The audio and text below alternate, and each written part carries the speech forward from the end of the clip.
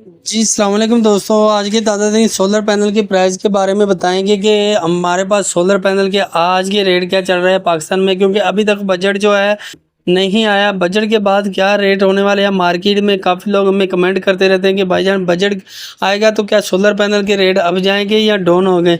जैसे कि दोस्तों आपको बताते चलें कि सोलर पैनल के डेली अपडेट ताज़ी आती रहती है, कभी बढ़ रहे हैं कभी कम हो रहे हैं, लेकिन बजट के बाद सूरत हाल का पता चलेगा कि सोलर पैनल पे टैक्स लागू हो रहा है कि नहीं हो रहा। अगर टैक्स लागू हो गया तो पैनल बढ़ जाएगा, नहीं तो मज़ीद ये डाउन आएगा। तो आज की ताज़ा तरीन जो रेट है सोलर पैनल की वो आपके साथ शेयर करने जा रहा हूँ। आपने गौर से देख लेना, जो सोलर पैनल की ताज़ा तरीन आज के रेट है वो आपके सामने शेयर कर रहा हूँ। आप इसको देख लें, आपके सामने चार्ट बना हुआ है कि आज सोलर पैनल का जो रेट चल रहा है ये चल रहा है। ये 15-16 जून का रेट है। मज़ीद अपडेट लेने के लिए आपने हमें कमेंट करना है, कमेंट में आपको हर इन्फॉर्मेशन मिल जाएगी। शुक्रिया, अल्लाह हाफिज़।